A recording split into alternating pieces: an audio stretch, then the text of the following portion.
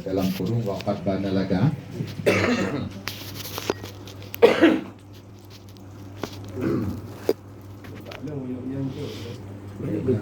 wa amma qawluna ya baris kedua dari bawah wa amma qawluna Muhammadur Rasulullah. Ada untung lah.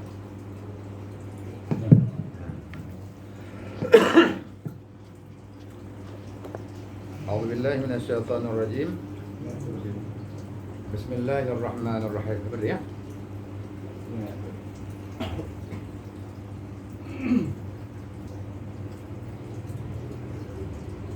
Alhamdulillahirabbil alamin. Allahumma shalli wa sallim ala sayyidina Muhammad wa ala alihi wa sahbihi ajma'in.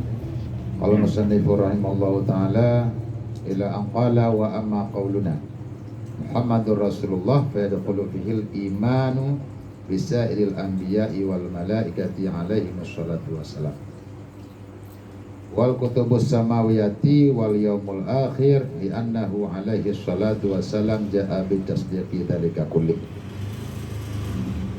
Dan adapun kata kita Muhammadur Rasulullah, maka masuk di dalamnya beriman kita dengan sekalian para anbiya dan malaikat alaihimus salatu wassalam. Masih bicara mengenai dua kalimat, asyhadu an la ilaha illallah wa asyhadu anna Muhammadar Rasulullah. Adapun la ilaha illallah Muhammadur Rasulullah yang telah kita bicarakan, kalimah la ilaha illallah, tidak ada Tuhan al-ma'bud bihaq illallah kecuali Allah, yang disembahkan dengan sebenarnya kecuali Allah. Malam ini kita masuki dalam penjelasan kalimah Muhammadur Rasulullah. Pada kalimat Muhammadur Rasulullah, di situ masuk iman kita juga kepada para anbiya dan malaikat alaihimus salatu wassalam. Jumlah anbiya Nabi itu berapa? Nabi sebanyak sekali 2,4.124 dari 24.000. Kita wajib beriman. Karena itu masuk dalam bahagian kalimah Muhammadur Rasulullah. Dan sesungguhnya Muhammad itu adalah utusan Allah.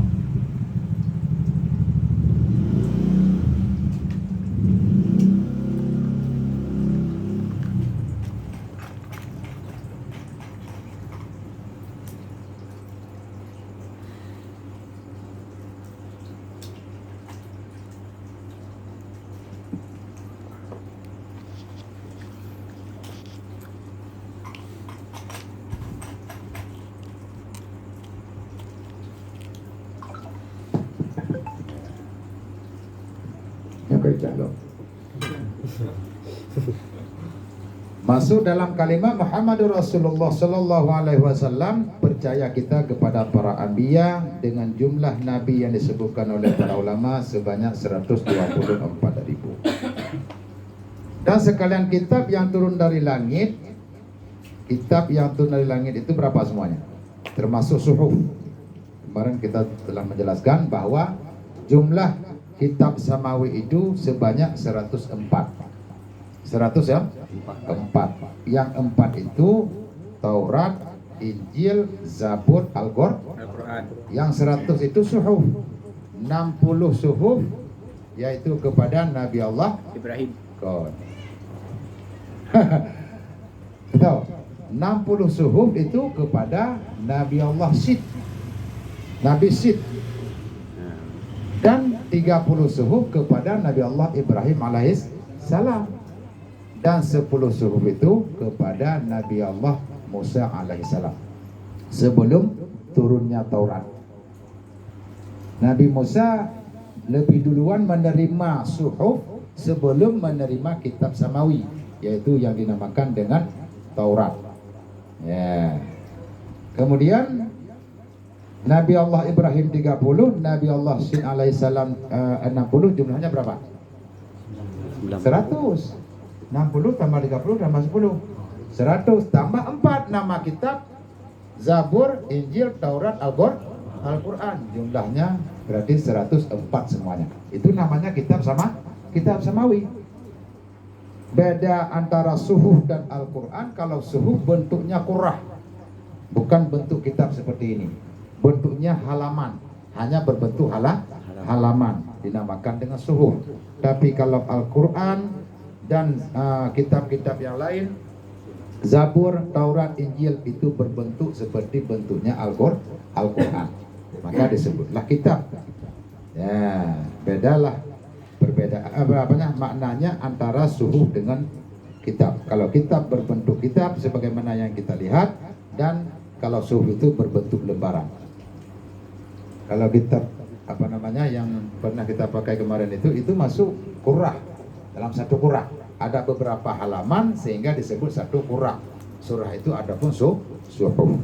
Jadi jumlah yang diberikan kepada Nabi Allah sebanyak 60, Nabi Allah Ibrahim 30, Nabi Allah Musa alaihissalam 10 sebelum turunnya kitab Taurat. Jadi masuk itu semua juga dalam kalimah Muhammadur Rasulullah Sallallahu Alaihi Wasallam. Yang pertama tadi para nabi dan malaikat dan kitab yang diturunkan dari langit, dan hari yang kemudian, hari akhirat masuk juga dalam iman kita berdasarkan kalimah Rasulullah Sallallahu Alaihi Wasallam. Kenapa harus kita percayakan hal-hal yang seperti itu?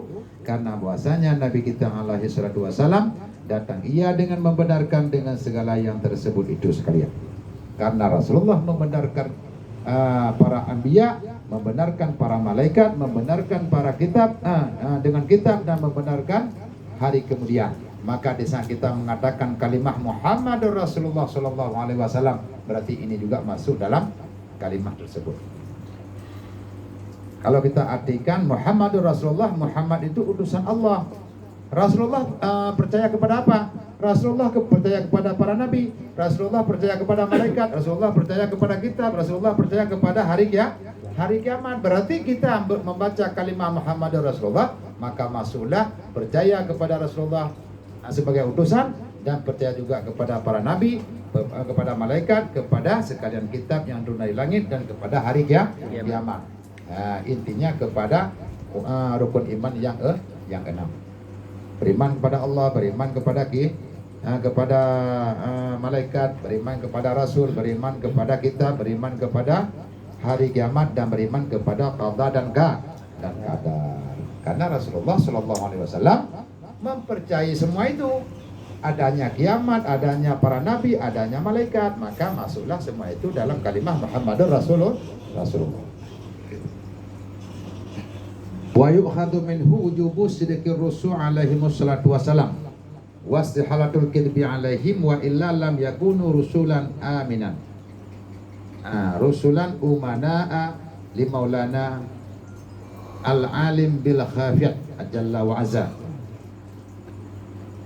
Wa istihalatu fi'lil manhiyati kulliha li annahum alaihi wassalatu wassalam ursilu li yu'allimul khalqa bi aqwalihim wa af'alihim wa sukutihim. Faldamu alla yakuna fi jamiha mukhalafatu li amri maulana jalla wa azza alladhi ikhtarahum ala jamil khalqi wa amanahum ala sirri wahyihi. Dan dalil diambil daripadanya wajib benar segala Rasul alaihi wassalatu wassalam yang sudah tingkatnya para nabi dan rasul semuanya dalam keadaan bersifat benar, ya. Wajib benar, karena salah satu daripada sifat para nabi dan rasul.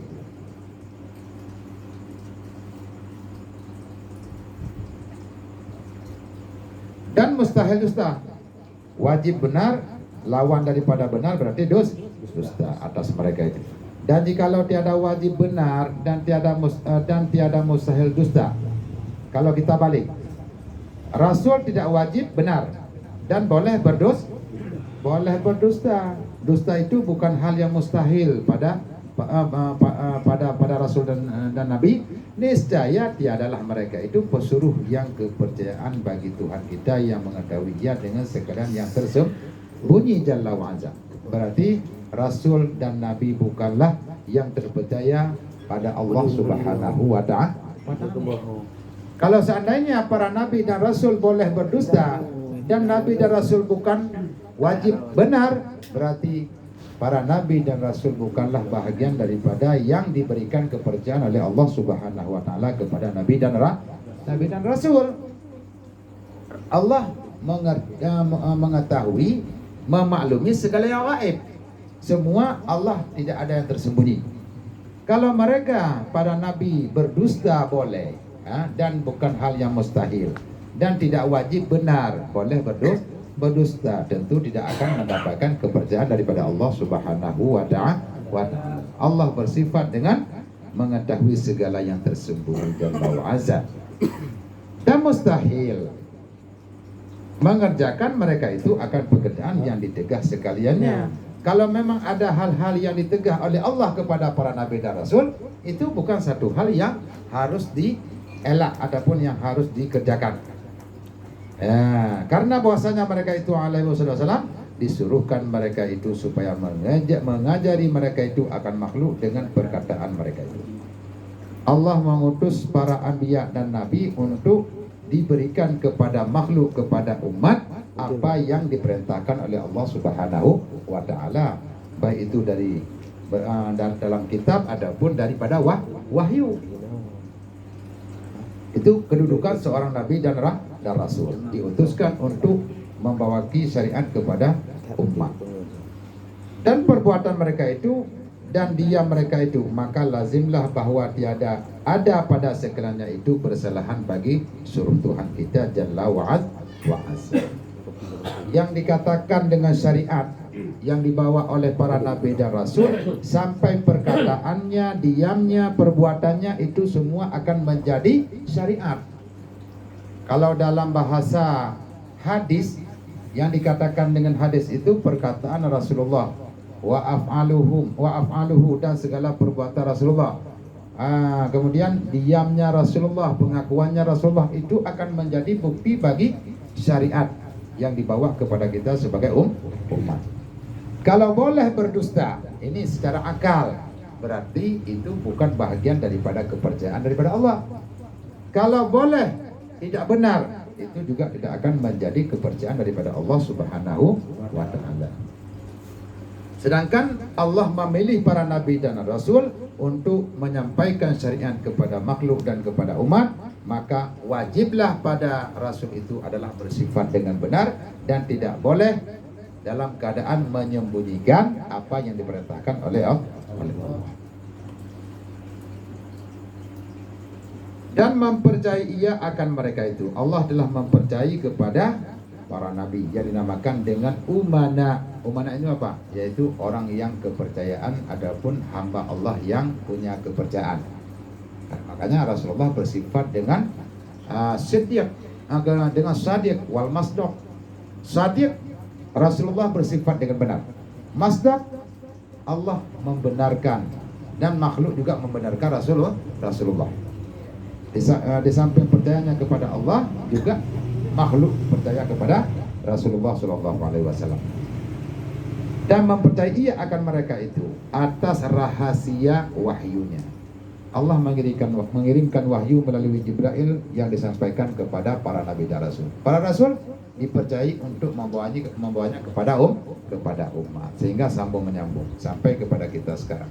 Walaupun kita tidak keberadaan pada masa Nabi SAW, tapi kalau kita beramal apa yang dianjurkan dalam hadis Rasulullah, bagaikan kita berada pada masa Nabi SAW, dan tidak sedikit pun mengurangi bahagian daripada pahala yang dikerjakan amal oleh para sahabat dan para salihin. Kalau memang kita kerjakan seperti itu, akan mendapatkan pahala yang sama, akan juga mendapatkan pahala yang sama, mungkin bisa melebihi.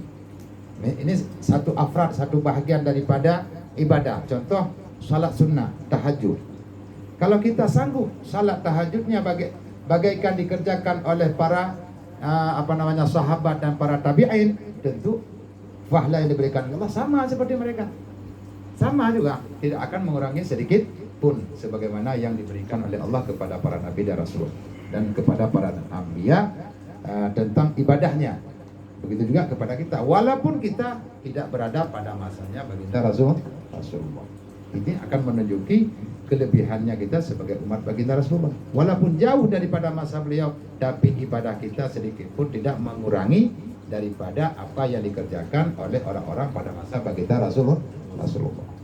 Orang-orang di Makkah pada waktu itu yang beriman kepada baginda Rasulullah, yang melaksanakan syariat yang dibawa oleh baginda Rasulullah, sebagaimana yang dilakukan mereka, kita lakukan sekarang. Insya Allah kita juga akan mendapatkan kelebihan yang sama. Ya, paham kan? Dan makna dengan diam mereka itu bahwasanya Rasulullah apabila mengerjakan seseorang daripada manusia sesuatu pekerjaan dan mengetahui ia akan dia dan diam ia daripadanya dan tiada diingkarnya atas orang yang mengerjakan dia, maka diambil dalil dengan diamnya itu atas bahwasanya tiada mengapa bagi kita kerjakan. Diam Rasulullah merupakan hadis, menjadi bukti dan dalil dalam syariat. Pernah kejadian? Pernah. Ada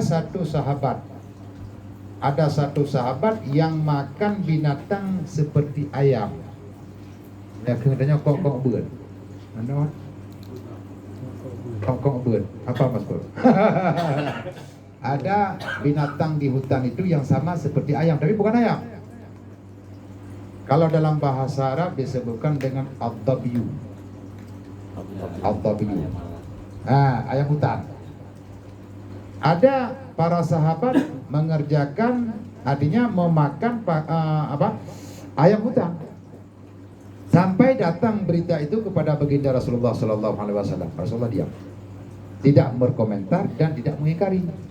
Itu menjadi bukti pekerjaan yang dilakukan itu adalah boleh dalam agama. Itulah diam itu merupakan satu bukti ataupun hadis juga daripada baginda Rasulullah SAW. Kalau perbuatannya itu sudah pasti, kalau perkataannya itu sudah pasti menjadi bukti ataupun menjadi hadis yang akan kita buktikan dalam syariat. Kalau diamnya baginda Rasulullah juga bahagian daripada bukti. Ada contohnya seperti yang kita berikan contoh tadi. Ada sahabat yang melakukan suatu pekerjaan, Rasulullah tidak mengingkari. Berarti menunjuki bahwa Rasulullah itu membolehkan kepadanya untuk mengerjakan hal yang seperti itu. Seperti makannya tadi ayam hutan.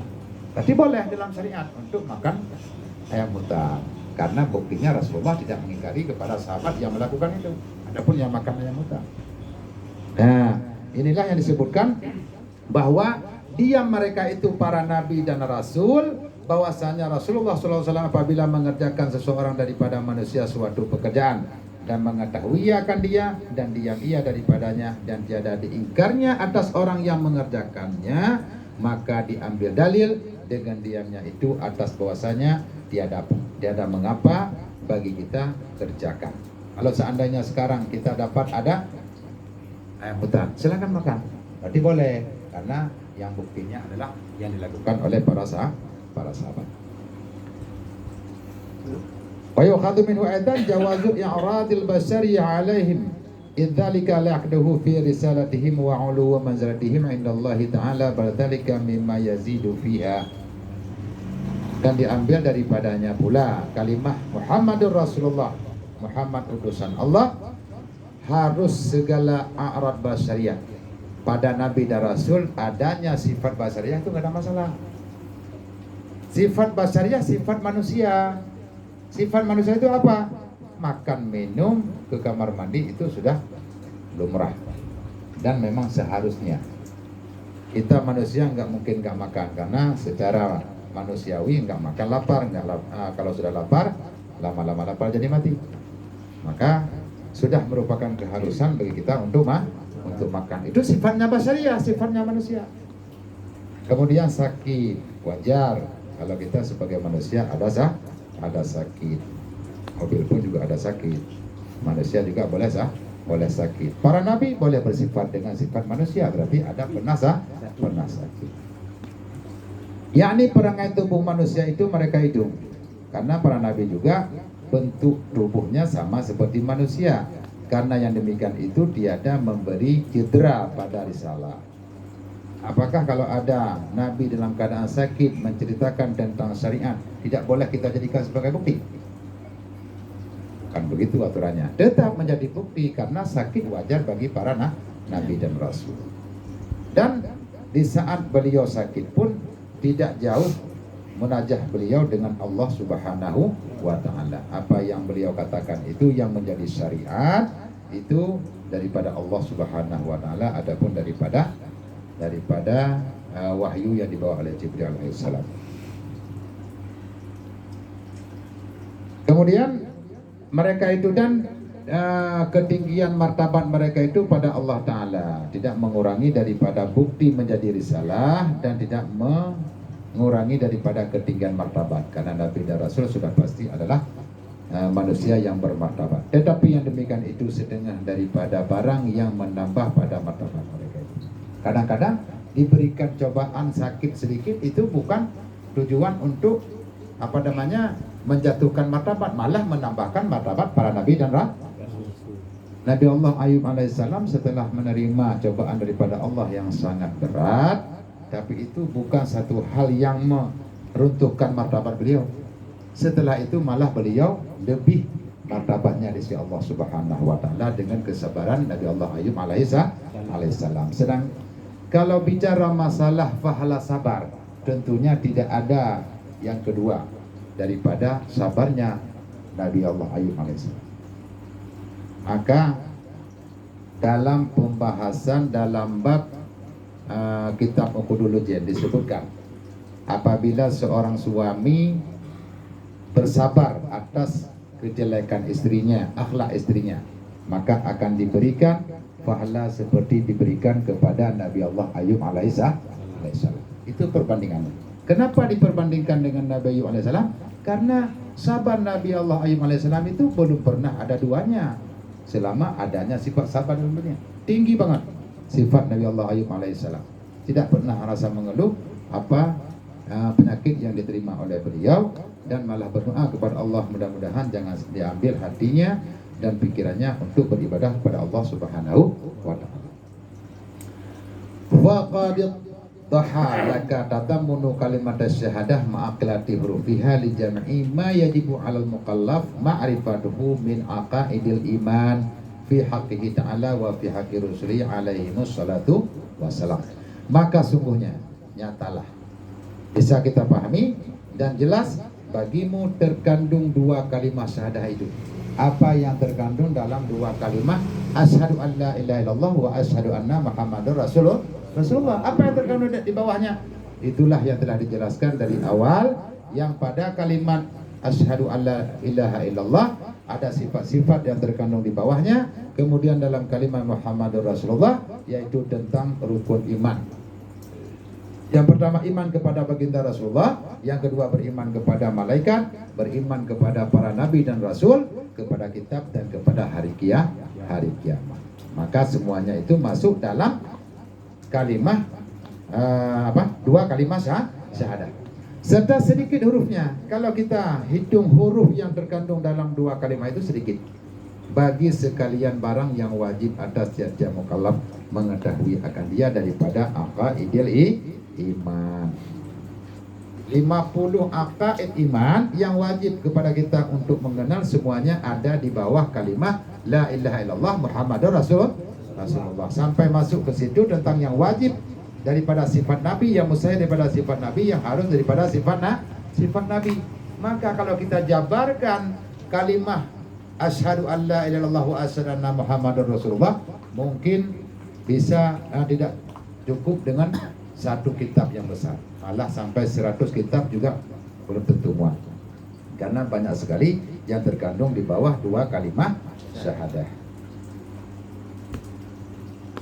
Dan pada sekalian Rasulnya alaihi wassalatu wassalam wala'allaha liyakhdisariha ma'a istimaliha ala ma dzakarnahu ja'alaha syuru' tarjamatan ala ma fil qalbi minal islam wala yuqbalu min hadil iman illa biha. Dan mudah-mudahan kalimat syahadah ini karena tersimpannya yaitu sedikit lafadznya serta melengkapi dan terkandung atas barang yang kami sebutkan, dia telah dijadikan dia oleh syarak hurufnya, juru bahasa telah dijadikan oleh syarak juru bahasa atas barang yang di dalam hati daripada Islam dan tiada diterima daripada seorang akan iman melainkan dengan dia. Walaupun kita lihat dua kalimat syahadah, kalimatnya sedikit hurufnya, namun makna yang terkandung di bawah dua kalimat syahadah itu sangat besar dan sangat banyak. Akan menjadi juru bahasa. Dengan dua kalimah ini akan menjadi juru bahasa kepada penjelasan yang cukup panjang ke depan, yang insya Allah musannif pengarang kitab ini akan menjelaskan semua itu yang berkaitan dengan Islam, yang berkaitan dengan iman, yang terkandung di bawah kalimah dua syahadah tadi, asyhadu an la ilaha illallah wa Muhammadur Rasulullah. Dan tidak diterimakan daripada seseorang akan iman kecuali dengannya kalimah syahadah. Kalau tidak kita mengucapkan dua kalimah syahadah, maka tidak dianggap kita orang yang beriman dan tidak dianggap kita orang Islam. Jadi itu ada perbedaan para ulama. Kalau memang kita lahir dari keluarga yang Islam, nenek kita Islam, kemudian buyut kita juga Islam, itu tidak membutuhkan lagi kita mengucapkan kalimah asyhadu an la ilaha illallah wa asyhadu anna Muhammadar Rasulullah. La ilaha illallah Muhammadur Rasulullah. Tapi kalau bagi orang yang pertama masuk Islam, seperti yang dilakukan oleh mu'allaf, berarti dia wajib mengatakan kalimah la ilaha illallah Muhammadur Rasulullah. Karena orang muslim ingin masuk Islam. Ya. Tapi anda bantuan mengucap itu yakin gimana? Secara batin sah. Artinya kalau dia udah mengerti mengucapkan dua kalimah dan mengerti arti yang terkandung, walaupun hanya sekedar arti, bukan makna, bukan surahnya dan pengertian yang mendalam, sudah bisa sah. Tapi secara batin ya. Secara zahiriyah, kalau memang ada hakim datang kepada dia dan menganggap dia itu belum Islam, itu bisa sah saja. Karena secara zahir tidak bisa kita hukumkan dia orang Islam. Kenapa tidak mengucapkan dua kalimat syahadah di bawah bukti? Artinya berdasarkan urun kalen saksi. Tidak ada saksi yang menyaksikan tentang keislamannya. Maka apabila dia masuk ke sebuah tempat orang Islam, hakim mencurigai dia bukan orang Islam sampai menuduh dia bukan orang Islam dan terkena satu ganjaran, maka tidak kita bisa menyalahkan hakim. Bukan kita menyalahkan hakim, karena tidak ada saksi yang menyatakan dia itu orang Islam. Secara hubungannya dengan Allah, di saat dia mengatakan la ilaha illallah Muhammadur Rasulullah, berarti dia sudah menjadi orang beriman, sudah menjadi orang Islam. Yang lagi aturah katanya budak kawin diri, kawin di bawah tangannya kawin awak, nyata tapi banyak kerja dengan hakim rumah hanya gumai tempat tahu aja hanya berpengabang, tak karena hanya bukti nikah.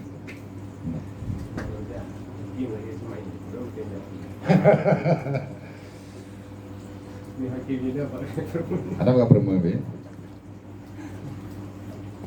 Artinya mudah-mudahan lahirlah kesatuan kita pada memadai akan kalimah yang mulia ini, pada menerima iman dengan dia tiada lainnya daripada yang menunjukkan atas sabit wahdaniyah bagi Allah Ta'ala, seperti Allah wahidun.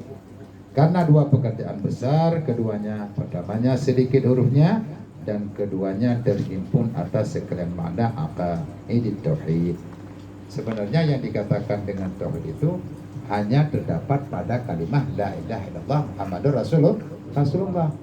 Ilmu tauhid itu sangat panjang, sangat mendalam, sangat besar, tapi kita dikumpulkan dalam kalimah la ilaha illallah Muhammadur Rasulullah. Keimanan kita juga ada di situ, keislaman kita juga ada di situ. Maka di saat kita mengucapkan kalimah la ilaha illallah Muhammadur Rasulullah, maka Allah akan menilai hati kita, keikhlasan kita dalam membaca, maka semua akaidul tauhid akan masuk di bawah itu. Berarti Berarti kita dianggap, dinilai juga mengerti tentang sifat 20 yang wajib bagi Allah, sifat yang mustahil 20, yang harus 1, yang wajib pada Rasul 4, yang mustahil 4, yang harus 1, jumlahnya 50. Paham nih? Fa'alal akili ayuksira min dzikriha wasadiran lima tawan alaihi min aqaidil iman hatta yattaziju ma'naha bilahmihi wa damihi fa innahu yara laha minal asrari wal ajabi insyaallah ta'ala ma la yadkhul tahta hasari wa billahi taufiq la rabba. Jadi ini anjuran daripada pengarang kitab musannaf, maka sayugianya atas orang yang mempunyai akal, selayaknya sepatutnya bagi kita yang mempunyai akal bahwa membanyakkan daripada menyebut kalimah ini, kalimah la ilaha illallah Muhammadur Rasulullah, padahal menghadirkan dengan hatinya. Dan kalau bisa kita menghadirkan dalam hati kita barang yang meliputi atasnya daripada beberapa rahasia, sehingga kita mampu untuk bisa menghadirkan dalam hati ketika mengucapkan la ilaha illallah Muhammadur Rasulullah, yaitu apa yang terkandung dalam dua kalimat itu bisa kita hadirkan dalam hati kita. Itu dinamakan dengan rahasia, karena banyak sekali, yaitu rahasia makna-makna yang indah dan bercampur maknanya dengan dagingnya, sampai-sampai kita membaca kalimat la ilaha illallah Muhammadur Rasulullah bagaikan sudah menjadi sedaging dengan badan kita dan dengan jiwa kita. Tidak merasa itu kalimah yang terasing dan bukan kalimah yang sukar untuk kita ucapkan, maka ini sudah kita pada derajat yang lebih tinggi daripada sebelumnya.